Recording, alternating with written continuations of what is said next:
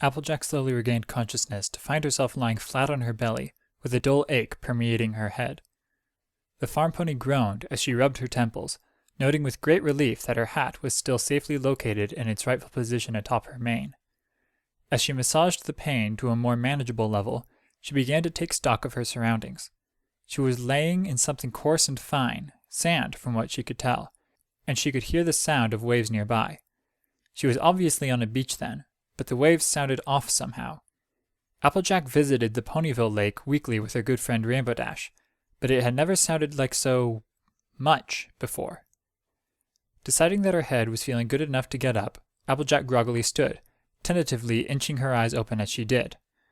The bright sun nearly blinded her at first, but eventually she was able to get a squinting view of her location. The scene she was presented with jolted her awake instantly. Her posture went rigid, and her eyes snapped open as wide as they could. It was an ocean. Applejack had never seen an ocean in person before, but she couldn't think of any other way to describe what she saw before her. Crystal blue water extended all the way to the horizon.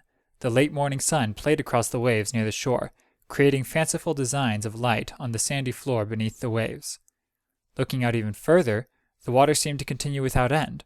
It transitioned to a darker blue further from shore, and eventually went so far out that Applejack was able to see the curvature of the planet.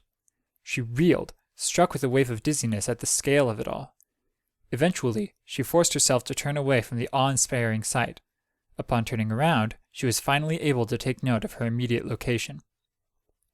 She was standing on a long beach of immaculate white sand. Whatever else existed in this place was hidden behind a thick, foreboding tree line. Trees that Applejack had only ever heard of stretched in both directions until disappearing with the bend of the coast. She recognized the distinctive palm trees and their well-known fruits, but most of the other flora was a mystery to her. Everything was undoubtedly tropical, though, and this was by far the most troublesome thing Applejack had seen since waking up. "Where in the hay am I?" She was startled by the mangled sound of her own voice. It was rough, gravelly, and far quieter than she had expected. At that very moment, Applejack realized that she was incredibly thirsty. Her throat felt completely dry, and her lips were cracked and parched. She had decided that she needed to find water quickly. Besides the obvious need to drink, she desperately needed something to distract her mind from its ever-increasing state of panic. As long as she was focused on getting water, any other troubling thoughts on her current predicament could be pushed deep into the recesses of her mind. Now with a firm goal to work towards, she took one last look at the beautiful blue sea before turning to begin her quest into the jungle. She managed one step before stumbling forward and face-planting into the sand.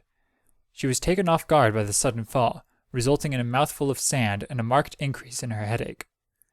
Shaking her head and spitting out sand, she made a quick check that her hat hadn't fallen off. Finding her trademark Stetson still secure on her head, she pushed herself shakily back up to her hooves. Armed with the awareness of the difficulties walking seemed to present to her at the moment, Applejack took a careful step towards the line of plant life that designated the way inland. Her legs wobbled slightly, but she remained standing. She took another step, almost stumbling again. It was the strangest thing. All four of her legs felt like they were asleep. The feeling was akin to her body simply not obeying the orders of her brain, or at least doing so in an incredibly slow manner. The sensation of pins and needles running all over her legs certainly didn't help things either. After she had taken about a dozen steps, blood flow started to return to her extremities. She trotted the last several feet to the tree line at a quicker pace, finally without the fear of falling over. Once she reached the solid wall of plant life, she paused to consider what she was doing. Maybe entering this strange dark jungle wasn't the best idea. She could always follow the beach, but there was no guarantee that it would lead to anything other than more of the sand and trees she saw here, which would essentially equal zero progress. At least in the jungle, she would surely find something. Whether that something was good or bad was up in the air at this point. First and foremost, she needed water, and she knew enough never to drink from the ocean. That left her with one option. She steeled her nerves, deciding to act quickly before the panic she had buried managed to claw its way back into the front of her mind. Stepping carefully and keeping an eye out for any dangers, Applejack penetrated the thick foliage. She was forced to push undergrowth aside as she made her way deeper inland. As the trees and plants closed behind her, they created a wall of impenetrable green. In a matter of moments, the pristine beach and beautiful ocean were left completely out of sight.